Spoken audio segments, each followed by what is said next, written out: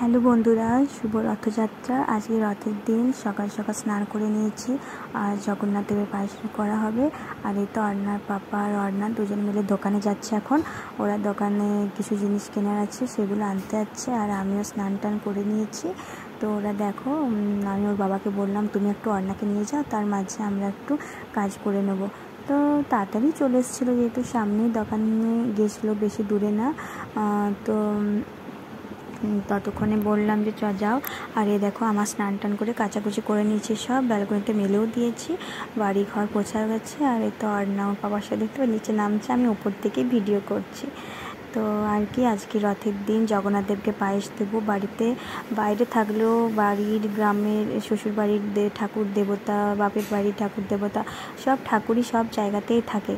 তো তাই বাড়ি যেখানে আছি সেখান থেকেই ভগবানের সেবা করা যায়। তো পায়েস বসিয়ে দিয়েছি দেখো। আর এই তো অর্ণা পাপা অর্ণা খেলাচ্ছিল, তারপর আমি পায়েস, অর্ণা কাঁদছিল, আমি একটু করে নিলাম। আর আমার পায়েসটাও প্রায় হয়ে এসছে। আর পায়েসটা আমি করছি, মা বাড়ি থেকে আজকে এলো, তো মা পুজো টুজো করবে, আমি পায়েসটা করে দেবো। খুব ইচ্ছা ছিল জগন্নাথ দেবের পায়েস করব, তো যাক, আমার মনের ইচ্ছা পূরণ হলো। আর অর্ণার এটা প্রথম রথযাত্রা, তার জন্য গোপালকে নিবেদন করলাম যেন আমার অর্ণার শরীরটা সুস্থ থাকে ও খুব ভালো থাকে। আর এই তো মা ভগবানের জন্য দেখো গোপালের জন্য পায়েস নিয়ে নিল, আর গোপালের জন্য নতুন বাটিও নেওয়া হয়েছে। আর সব কিছু দেখতে তো পাচ্ছ। মা পুজো করবে এবারে, মায়ের স্নান টান করা হয়ে গেছে। মাকে বললাম ভালো করে গোপালের পুজো করে দাও।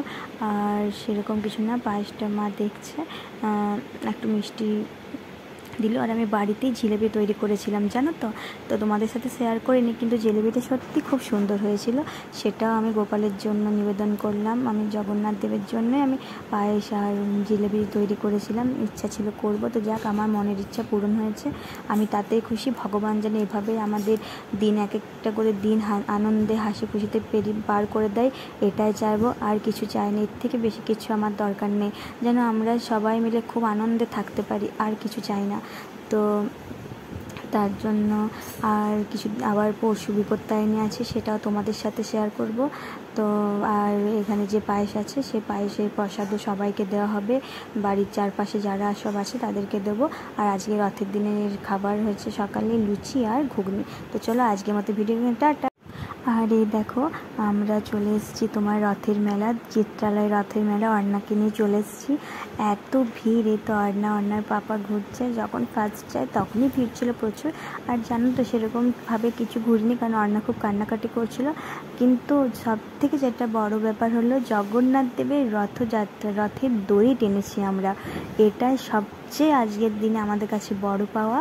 তো আর দেখো, প্রচুর মেলা বসেছে, প্রচুর মেলা। তোমাদের সাথে তো আমি কিছু শেয়ার করতে পারিনি, জাস্ট একটু করেছি। আর এই তো এখানে আমি তাড়াতাড়ি করে জগন্নাথ দেবের রথের দড়ি, দেবরাজ বলছে তাড়াতাড়ি চলো, রথের দড়ি তো টানো।